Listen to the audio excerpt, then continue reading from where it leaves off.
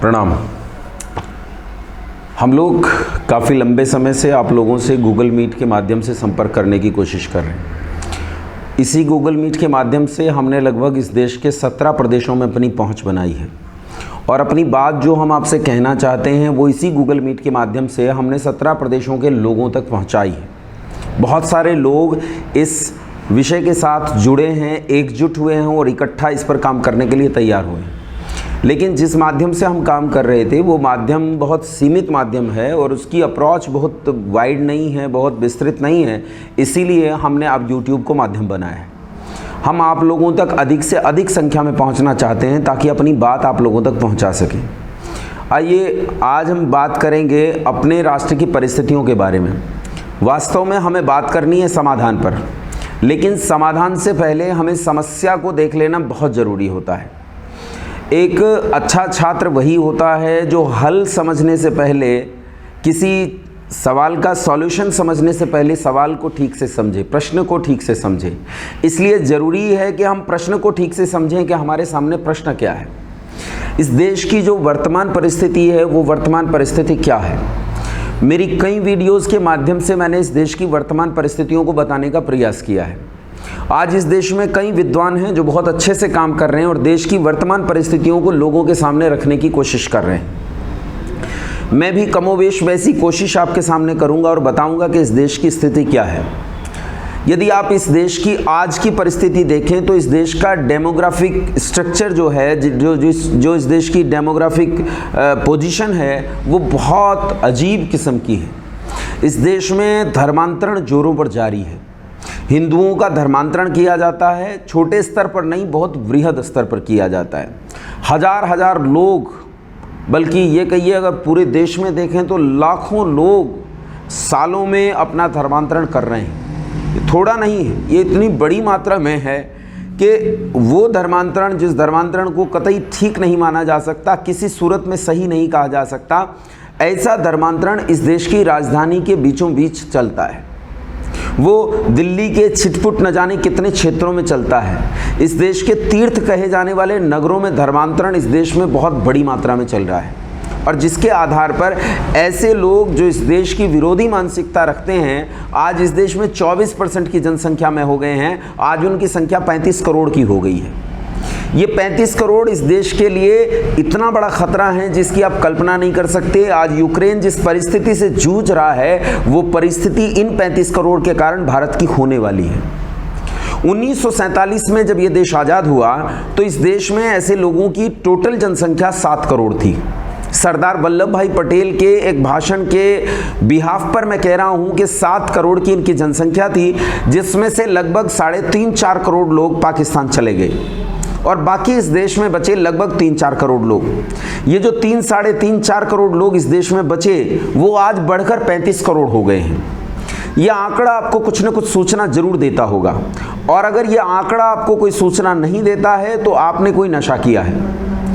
पाकिस्तान में उस समय जब देश बंटवारा हुआ, देश बंटा और अलग अलग हो गया, एक बना भारतवर्ष और एक बना पाकिस्तान, तो पाकिस्तान में उस समय हिंदुओं की जनसंख्या 17% थी। आज वो 17% जनसंख्या घटकर इस पाकिस्तान में 1 से 1.5% रह गई है।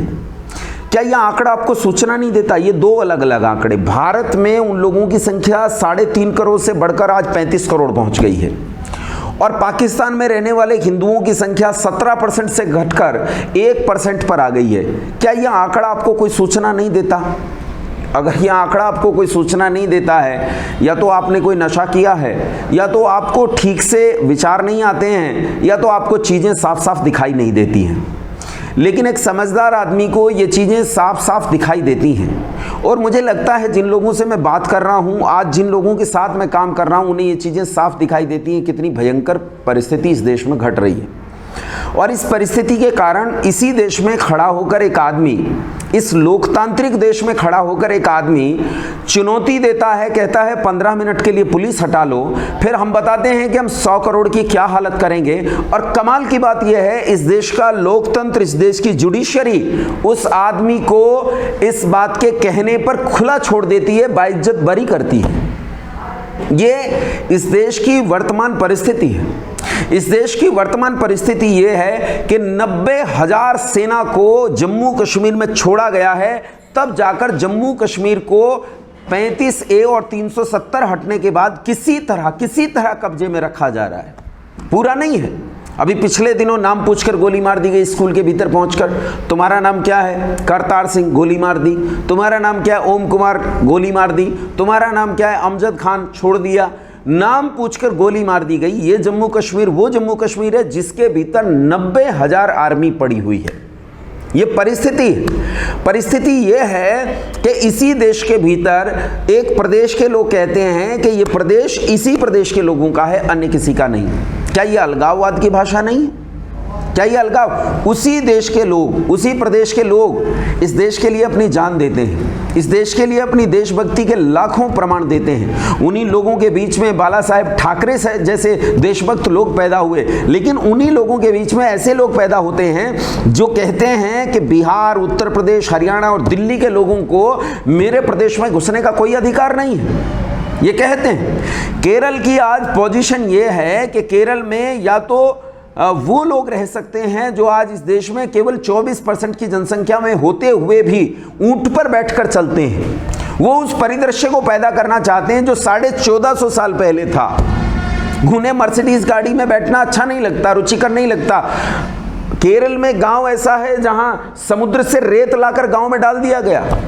लोग अजीबोगरीब कपड़े पहनते हैं मानो ये अरब देश से आए हों, ऊंट पर बैठकर चलते हैं। आज केरल की पोजीशन ऐसी है कि केरल आज उसी मानसिकता के साथ जी रहा है, या तो उस मानसिकता के साथ जी रहा है, ये उस मानसिकता के साथ जी रहा है जो किसी भी देश की संस्कृति के विरुद्ध काम करती है, जिन्हें लोग वामपंथी कहते हैं। उस वामपंथी मानसिकता के साथ केरल आज जी रहा है। केरल बिल्कुल एक अलग प्रदेश की तरह व्यवहार करता है। बंगाल एक अलग प्रदेश की तरह व्यवहार करता है। बंगाल कहता है केंद्र सरकार के नियम कायदों को हम नहीं मानेंगे। क्यों नहीं मानेंगे? क्या आप अलग देश हो? लेकिन ऐसी परिस्थिति है। दिन दहाड़े खुलेआम राजनीतिक संघर्ष होते हैं, लोग एक दूसरे की राजनीतिक पार्टी के लोगों को हत्या कर देते हैं, धारदार हथियारों से दिन दहाड़े काट देते हैं, और हम कहते हैं ये एक लोकतांत्रिक देश है। हम कहते हैं इस देश में एक लोकतंत्र चल रहा है। सिक्किम, असम, त्रिपुरा, मिजोरम, नागालैंड, अरुणाचल प्रदेश, असम, इनकी परिस्थिति क्या है? पूर्वोत्तर के इलाकों की जाकर देखो। आज मिजोरम में केवल 2% हिंदू रहता है।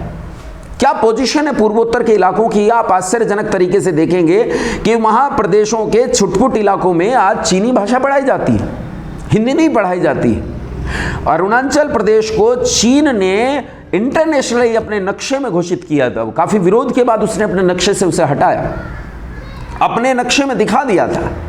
ये हालत है। पश्चिमी उत्तर प्रदेश में आकर देखो तो आप पाओगे कि एसएसपी ऑफिस के सामने खड़े होकर पाकिस्तान जिंदाबाद के नारे लगाए जाते हैं। ये जो इलाका है जिसे पश्चिमी उत्तर प्रदेश कहा जाता है, उत्तर प्रदेश का पश्चिमांचल, अलीगढ़ से इधर इधर का इलाका जो हरियाणा और उत्तराखंड के बॉर्डर पर आकर खत्म होता है, जिसमें 25 जिले हैं, ये 25 जिले आज बिल्कुल अलग तरह का व्यवहार करते हैं। मैं इस समय जब बैठा हूं तो ये मेरठ, सहारनपुर, बिजनौर और मुजफ्फरनगर का इलाका है। कभी पधारो हमारे धाम, हम दिखाएंगे आपको क्या परिस्थिति इस क्षेत्र में घट रही है। आप बिजनौर में जाओगे, आपको लगेगा आप ईरान और इराक में घूम रहे हो। ऐसी परिस्थिति। 10 साल की बच्ची ऐसे कपड़े पहनकर घूमती है कि सिर से लेकर पांव तक काले कपड़े से दबी है, उसकी त्वचा सांस नहीं ले सकती, हाथों में दस्ताने पहना रखे हैं, आंखों और कानों पर, नाक पर उसके जंगले लगा रखे हैं, खिड़कियां लगा रखी हैं, उनमें से सांस लेती है, उनमें से दुनिया को देखती है। ये परिस्थिति इस देश की है। इस देश की परिस्थिति यह है कि इसी पश्चिमी उत्तर प्रदेश जहां की मैं बात कर रहा हूं, इसी पश्चिमी उत्तर प्रदेश में आईएसआई के एजेंट पकड़े जाते हैं, आतंकवादी गिरफ्तार किए जाते हैं देश के भीतर। ये बॉर्डर नहीं है भाई साहब, बॉर्डर नहीं है, ये देश के भीतर की परिस्थिति है। ये देश के चारों ओर के राजनीतिक हालात हैं, ये इस देश के सामाजिक हालात हैं। इस देश के सामाजिक हालात ऐसे हैं कि आज इस देश का युवक अपने आप को इस देश का नागरिक कहने में लज्जा महसूस करने लगा है, और इसीलिए पलायन जारी है। हरियाणा और पंजाब जैसे प्रदेशों से आज युवक पलायन कर रहे हैं। वो कनाडा, ऑस्ट्रेलिया, लंदन, अमेरिका में जाकर बस रहे हैं, और वहां बसने पर गौरव महसूस करते हैं। लोग खुश होते हैं, मेरा बच्चा शेर दा पुत्र है, डॉलर में कमाएगा, ये घोषणा करते हैं। ये घोषणा, इसी देश के भीतर इस देश को तोड़कर अलग देश बनाने की कवायदें जारी हैं, खालिस्तान बनाने की कवायदें जारी हैं। लोग खालिस्तान बनाते हैं और ऐसी राजनीतिक पार्टियां हैं जो इसी खालिस्तान का सहारा लेकर चुनाव जीतती हैं, चुनाव से वो मैदान में आ जाती हैं, अपने सीएम बनाती हैं और इसी खालिस्तान को सहारा देती हैं। ये आज इस देश की परिस्थिति है कि इस हालत में ये दुनिया आज जी रही है। और ये भारत, इस भारत का जो मूल नागरिक है, ये हिंदू, इस हिंदू की परिस्थिति ऐसी है कि ये हिंदू आज नाना प्रकार के जातिवाद में बटा हुआ है। ये ब्राह्मण हैं, राजपूत हैं, ठाकुर हैं, जाट हैं, गुजर हैं, चमार हैं, वाल्मीकि हैं, अहीर हैं, कश्यप हैं, पाल हैं, कायस्थ हैं, भूमिहार हैं, पता नहीं क्या क्या है। इतना बुरा विभाजन है कि ये एक दूसरे को अपने पास आने नहीं देते। हालांकि ये विभाजन दूसरे लोगों में भी है और इससे कहीं ज़्यादा है, इससे कहीं ज़्यादा है। वो लोग कहते हैं मैं तो मुगल हूँ, शेख हूँ, सैयद हूँ, पठान हूँ, मैं तो फैक्ट्री मेड हूँ। ये सब तो जुगाड़ हैं जो कन्वर्टेड किए गए हैं, लेकिन मुझे उनसे क्या लेना देना। मुझे बात करनी है अपने भारतीय समाज की और अपने भारतवर्ष के परिवेश की। मैं अपने भारतीय परिवेश की बात करूँ तो यह गंदगी शनै शनै उन लोगों से हम लोगों में भी घर कर गई है जिसे लोग जातिवाद कहते हैं। समान प्रसवात्मिका इति जाति, जिनका प्रसव एक तरह से होता है उनकी एक जाति होती है। सारे भारतीयों का प्रसव एक तरह से होता है। मैं तो कहता हूं सारी मनुष्य जाति का प्रसव एक तरह से होता है, इसलिए हम सबकी एक जाति है। लेकिन कमाल की बात यह है, हम अपने ही भाई को अपनी चारपाई पर बैठने नहीं देते, अपनी रसोई में खाने नहीं देते हैं। ये स्थिति हमने बना रखी। मेरे यहाँ तो यह हालात नहीं है, इस देश के बहुत सारे इलाकों में यह हालात नहीं है, लेकिन ऐसी जगह हैं जहाँ यह हालात हैं। यह हालात हैं, घोड़ी पर चढ़ने नहीं देते, ये परिस्थितियां हैं। हमें इन परिस्थितियों के साथ लड़ना होगा। हमें लड़ना होगा उस कम्युनल मानसिकता के साथ जो इस सारे देश को खा जाना चाहती है, उस कम्युनल मानसिकता के साथ जो दारुल हरब को दारुल इस्लाम में तब्दील करना चाहती है, उस मानसिकता के साथ जो नॉन क्रिश्चियनिटी को क्रिश्चियनिटी में तब्दील करना चाहती है। हमें लड़ना होगा अपने प्रदेशों के भीतर बटे हुए लोगों के साथ जो प्रदेशवाद में बटे हैं। हमें लड़ना होगा उस परिस्थिति के साथ जो भाषाई वैमनस्य पैदा करती है। हमें लड़ना होगा उस परिस्थिति के साथ जिस परिस्थिति में हमारे सामने मुंह बाएक युद्ध खड़े हैं। हम चीन के साथ लड़ाई लड़ चुके हैं, हम पाकिस्तान के साथ कई लड़ाई लड़ चुके हैं, लेकिन आपको क्या लगता है चीन और पाकिस्तान खामखा हाथ मिला रहे हैं अपने आपस में? ये बिना मतलब हाथ नहीं मिला रहे। इस बार अगर हमला हुआ तो याद रखना, ये हमला अकेला चीन नहीं करेगा, ये हमला अकेला पाकिस्तान नहीं करेगा, ये हमला ये दोनों मिलकर करेंगे। और जिस दिन ये हमला मिलकर करेंगे, इस देश के भीतर बैठा हुआ ये 35% वर्ग उनकी सहायता देगा। और मैं आपको कहता हूं बाहरी हमले से आप बच पाओगे, लेकिन इसके अंदर बाहरी हमले के साथ साथ जो सिविल वार होगा उस सिविल वार से नहीं बच पाओगे। इस देश में अनेक दंगे हुए, उन दंगों में आजकल इनके घर से कट्टे बरामद नहीं होते, AK-47 बरामद होती हैं मित्रों, AK-47 बरामद होती हैं। सोचो तो, तुम्हारे घरों में नाखून काटने का चाकू नहीं है, कैसे करोगे इस देश की रक्षा? सोचो कि देश कितनी भयानक परिस्थिति के बीच में जी रहा है। ये इस राष्ट्र की वर्तमान परिस्थिति है। ये मैं आपके बीच में अपना पहला एपिसोड रख रहा हूं और ये रेगुलरली मैं आपके बीच में रखूंगा। आप लोगों से एक आग्रह कर रहा हूं, 19 जून को मैं कार्यक्रम कर रहा हूं संवाद के नाम से। संवाद के नाम से कार्यक्रम मैं 19 जून को मुजफ्फरनगर में कर रहा हूं। आप लोगों से आग्रह है कि संवाद नाम के कार्यक्रम में जरूर शामिल हों। जहां तक मेरी आवाज़ जा रही है, आप 18 जून की रात को पहुंचे, हम सारी व्यवस्थाएं आपके लिए करेंगे, लेकिन 19 जून को आप इस कार्यक्रम में शामिल हो। इस संवाद में मैं अपने 2 विषय रखूंगा, एक शिक्षा संवाद और एक सुरक्षा संवाद। ये 2 संवाद मैं अपने इस आर्ष विद्याकुलम के कार्यक्रम में रखूंगा। हम लोगों ने मिलजुल कर, ये 17 प्रदेशों के लोग हैं, हम सब ने मिलजुल कर एक संगठन को बनाने का कोशिश की, एक संगठन को बनाने का प्रयास किया है और इस संगठन का नाम वर्तमान में आर्ष विद्याकुलम है। आर्ष विद्याकुलम के नाम से डिजिटली हम काम कर रहे हैं, लेकिन मैं चाहता हूं कि अब हम फिजिकली काम करना शुरू करें, ज़मीन के ऊपर काम करना शुरू करें। क्योंकि 30 साल के भीतर यदि यूक्रेन जैसे हालात इस देश में पैदा हुए या किसी सिविल वार जैसे हालात इस देश में पैदा हुए, तब उन परिस्थितियों के लिए हमें मजबूत होना होगा। मजबूत हमें दो चीज कर सकती हैं, एक हमारी शिक्षा के प्रति अपनी अप्रोच और एक सुरक्षा के प्रति अप्रोच। शिक्षा हमारे देश के किस कदर खिलाफ काम कर रही है ये मैं आपको उस परिस्थिति में बताऊंगा। सुरक्षा किस कदर हमारे लिए खिलाफ परिस्थिति में काम कर रही है आपको बताऊंगा।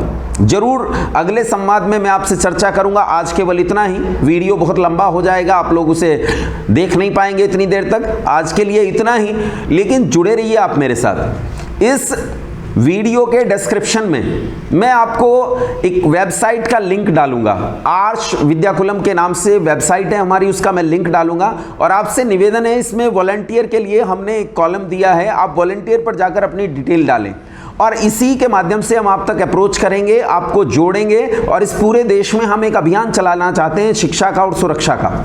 ये बेहद महत्वपूर्ण है। समाधान क्या हो सकता है कि इस देश को बचाया जाए, ये मैं अगले वीडियो में आपके साथ चर्चा करूंगा। बहुत धन्यवाद, प्रणाम।